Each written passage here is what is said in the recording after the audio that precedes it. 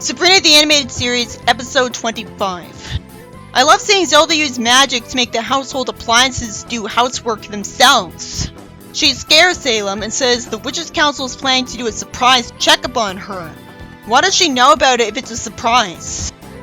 I assume she heard it from someone outside of the social group we usually see in the show.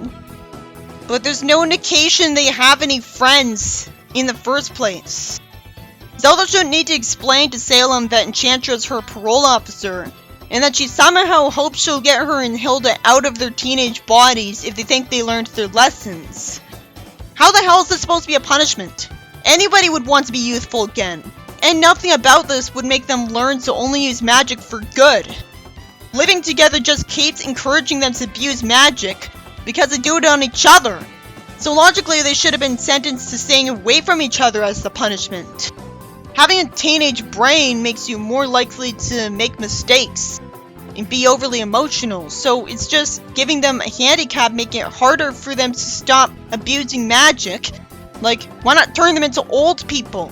And it's so unclear that's a punishment that we didn't even know was the case until it was explained. There's also a flashback that has to do with one of the ants, but it doesn't have any lasting impact on my memory anyways. Plus, I was too busy focusing on typing about how I felt about the ants' supposed curse. Still, I always liked when they established their past. It would make better stories than Sabrina's stories. Why should I care about the plot's conflict when we all know the ants are always going to stay in their designs? You know, it doesn't even have to be that way. The story wastes my time with Sabrina at a school play rehearsal. The director sure takes his time telling the students that they're getting their roles. The director talks in a bad impression of Christopher Walken. It's unfunny and lame. If this is what you have to resort to make this entertaining, don't even have the scene. Eventually, magic is used to clean the house again, and Zelda asks Sabrina what's wrong right away and puts her hand on Sabrina's head when she sits down sadly. Usually she isn't immediately sensitive to her. Sabrina angsts that she doesn't know about love, but she loves Harvey. Then Hilda derails things by arguing with Zelda that she isn't one to give her advice, and one makes a bet with the other regarding romance. Zelda abuses magic on Salem and says she's never gonna find a hunkier date than Hilda. She says that she loves the look of the Romeo on Sabrina's book. She says if she walks into the homecoming dance with him, she'd win the bet. Sabrina says that'd be cheating for a bet, but immediately gets talked into it because she's told it'll spite Gem. They hug and jump, and predictably, Zelda creates a person who speaks poetically to worship Zelda. Logically, why wouldn't she just point to create him when every time that potion ingredients or a magical artifact are used in the show, it backfires? Hilda says Romeo can say it because she thinks he's in love with her now. Then he acts like he loves Zelda. I hate his melodramatic way of acting. He says the beer is poison and drinks it and falls over.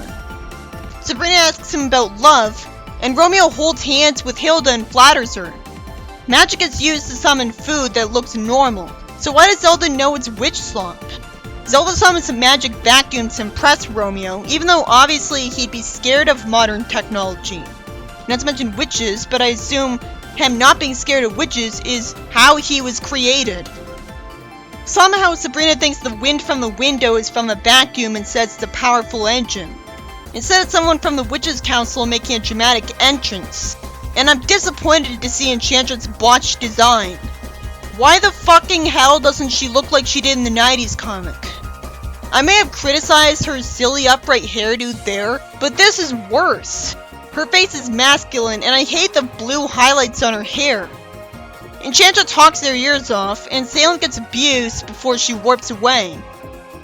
Obviously their magic use would be constantly monitored, as it's the only way to keep total chaos from breaking out from every witch having powers. How did Salem even get caught and turned into a cat if they don't spy on witches? Criminal witches would definitely still be spied on. It's forced that the spell can't be undone until full moon. Just to force a plot where Romeo and Sabrina's aunts have to go to high school. Sabrina doesn't go to high school in this show, and there's never any indication that her aunts went to high school on a daily basis. Romeo's behavior is so forced and lame in the basketball court. I don't know why he's reciting poetry there. It's a miracle we don't see him get beat up by guys. For once, the writer isn't sadistic in the show. But I have to assume that the principal was brainwashed into saying that she doesn't need to see his papers to not question why he's getting enrolled in school when he doesn't have any parents and just got born. Enchantress sees Romeo, who flatters her poetically. There's no way she wouldn't instantly figure out what he is based on the way he's talking like an ancient person. I guess she assumes he's a warlock and that's why, but witches don't constantly talk like ancient people. She doesn't. She plans to go out for dinner with him. But I thought he was made to be in love with her at first, because why else would she bother making him, when it's so obvious he might just reject her anyways? I guess she was really desperate to think he would say yes, even though it was so likely that he would think of her as his mother because she created him. Somehow that isn't addressed. So that should be why Enchantress would be against her making Romeo to date her. I guess the ants think that Enchantress is immune to magic, so they can't make her forget Romeo and then warp him away. Maybe Enchantress is always being monitored so that people can punish anyone who uses magic on her. Why would only she have that advantage? Sabrina's family is spying on their date to try to keep Enchantress from finding out what Romeo is. So Hilda uses magic to bring all of the crabs to life and make them jump and dance around. I hate that the crabs sing for 1 billion years. It's padding, and their voices are annoying. I like that Enchantress gets sprayed in the face though, but only because I hated her in the comic. She uses magic to reveal them, and Zelda tells her the truth, and she gets humiliated at dating a fictional character. It's too bad she has such pride that she thinks it's bad and zaps him to death. It doesn't matter what his origin is. She says they'll spend 500 years as teenagers. Boo-hoo. Again, she should be written to say, which means nobody's gonna marry you. Zelda conveniently gets allowed to say one more thing. She tells her this was all her fault and she should serve both their punishments. It comes out of nowhere that she's that good that she's self-sacrificial, when she's like that in the sitcom, not in the show. It's so predictable that Zelda's gonna get rewarded for her nobility. Enchantress gives them 3 more years probation and says they have to dress up like penguins. But she has no idea if Hilda was even doing any magic here, so she doesn't have any reason to punish Hilda. It's believable of her to be petty enough to want to punish them for embarrassing her. Sabrina gets scared on the plate for a bit, before making a speech about love being self-sacrificial. But that's a toxic message though, because you shouldn't be self-sacrificial for someone who doesn't deserve it. And most of the time Hilda's a shitty sister who abuses magic on Zelda at the slightest excuse. Not to mention the lesson she learned was about sisterly love, not romantic love. It's hard for me to know how I feel about this episode. In this episode, Zelda and Hilda have a bet over who would get the best looking dates because Zelda wanted to teach Sabrina how to make a speech about love in a play. The conflict of the episode is that the horribly drawn head witch is somehow going to be mad at the ants because one created Romeo to get the best looking date to win a bet.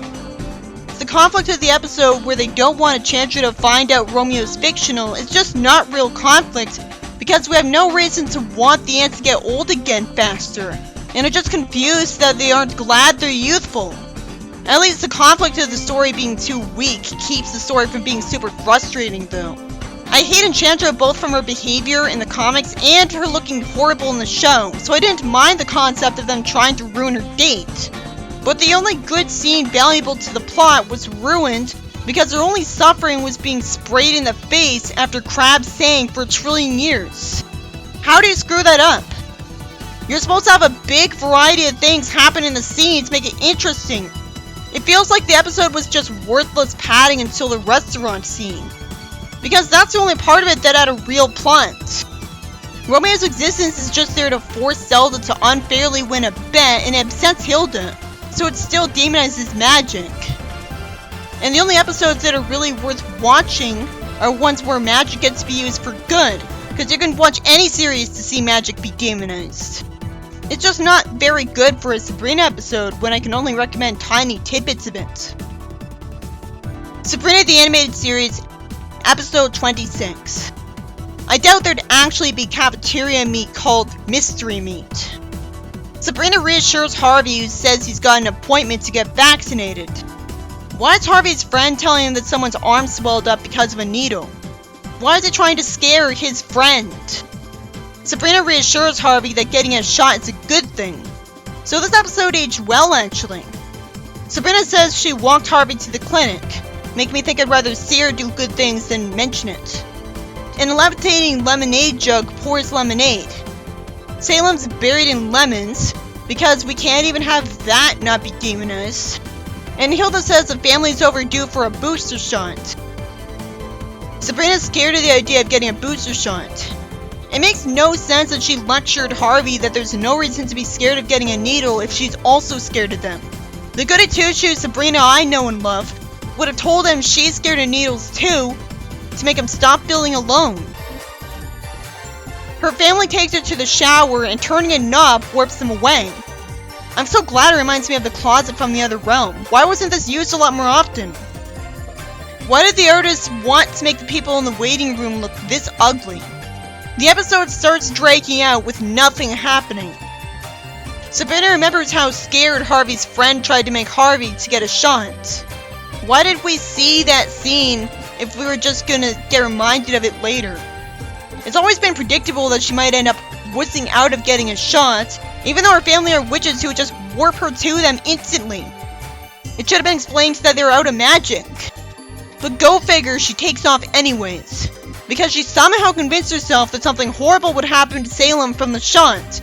To be fair, magic always backfires in the show, but there's no way a vaccine will be given out if it had horrible consequences like making Salem hollow, so she wasn't using common sense at all. It turns out there's something on Sabrina's chair that's contagious to anyone not vaccinated. But doesn't that mean her getting vaccinated would have been pointless because she was already infected by the time she ran away? Vaccines aren't cures too. I can believe a vaccine that's magical being a cure as well. It's just weird to use something like that as an allegory for an actual vaccine then. Sabrina uses magic and quickly doesn't bitch at her this time. Somehow Zelda asks Sabrina why she disappeared from the waiting room. It needs to be explained why they didn't instantly warp her to the waiting room. Zelda says they need to get her another appointment. Hilda says they can't because it's an HMO. One visit a year. Huh? How screwed would people be in 2020 if missing a vaccination means that they weren't able to get one all year? That can't be realistic. The witches in charge of vaccinating could make copies of themselves to get it all done faster, so it wouldn't matter how busy they are. They could zap up as many copies of the doctor's office as they want. Zelda says the doctor will come to them, just because he used to make house calls during the Black Plague. He wouldn't do a house call. Sabrina tries to rationalize away that she doesn't need a shot because she can only get witchitis from other witches and they're the only ones she's around. Somehow they don't explain that they have social lives. Magic viruses would only exist if witches made them out of spite like computer viruses. Why can't witches teleport the vaccines into people? There's no reason a needle would be required. Hilda asks her if she's afraid of shots. What took so long? Zelda says she'll make more lemonade. Hilda reassures Sabrina that they all got their shots and lived. There's no reason the doctor would arrive through the chimney instead of warping to them. How does he assume quickly is Sabrina? Obviously, if that was her problem, they would have warned him about that. Why would you have the doctor in charge of giving someone a shot be portrayed as a quack in a pro-vaccine episode? I get that it's just a joke and they didn't think it through, but that's bad. He says he's in terrible shape, and somehow the family just stands there and lets him bother him. But it makes sense that they'd want to get back at him. His foot gets hurt by the unrealistic quack who says quickly it's a skin condition. He somehow has a bottle with the vaccine in it, and says they need the needle instead of the potion already being in the needle. There's no reason that after Sabrina excused herself, nobody in her family would follow her, and insists on holding her arm the whole time. She shrinks and hides, and somehow her family looks for the mortal way like idiots, instead of just warping her to them. It's almost like Sabrina isn't supposed to last entire episodes because it's based on short comics. Even if they were out of magic, they would still use potion ingredients and magical artifacts to warp her to them. There's no reason Sabrina would have evaded the shot so long that the doctor would have left. I assume he left because he had a very busy schedule. She says that her tongue turned green, and somehow she doesn't point to turn it back to normal. So she coughs and causes harmful magic a bunch of times. I like that Gem gets splashed from it.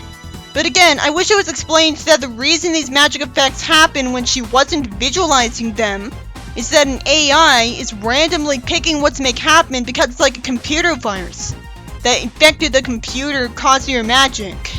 The episode's trying to be interesting because who knows what could happen next, but I'm still apathetic to it because it's just a ripoff of the episode Hiccups and 2 other times where Sabrina had the Hex Cups.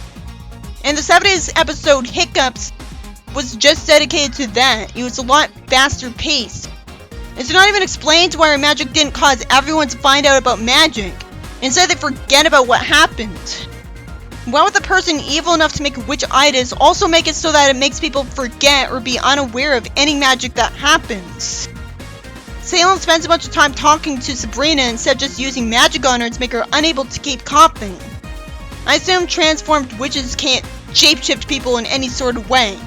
His solution predictably fails, but the perfume he gives her seems to make her feel better.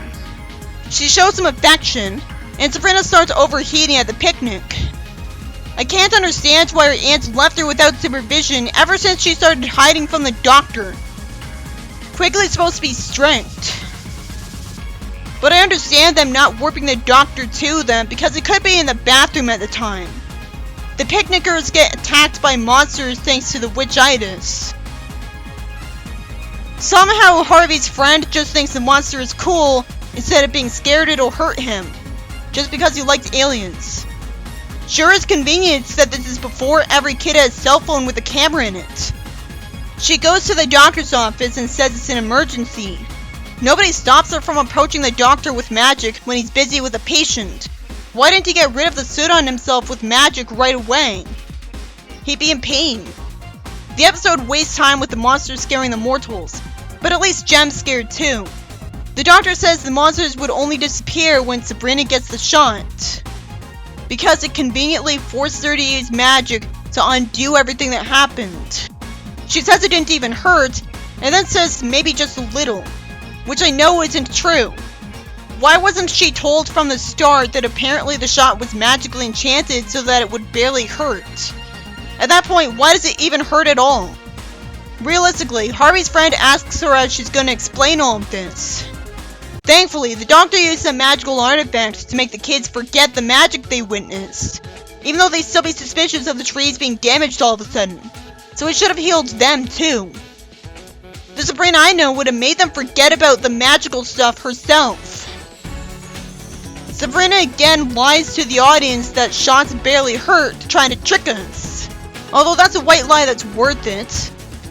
Except it's not going to fool anybody who's actually had a needle before. So what is this, for 4-year-olds? And she gets handed a list and says her allowance is going to get spent on it. She was already punished by the events of the episode. This episode was about Sabrina being too scared of needles to get a shot for a witch fever that causes magic to happen in a ripoff of the Magic Hiccups, to be more interesting than a boring illness. I wish it was explained why witch-itis exists to keep the story from feeling arbitrary, because it only exists if it was made by witches out of spite.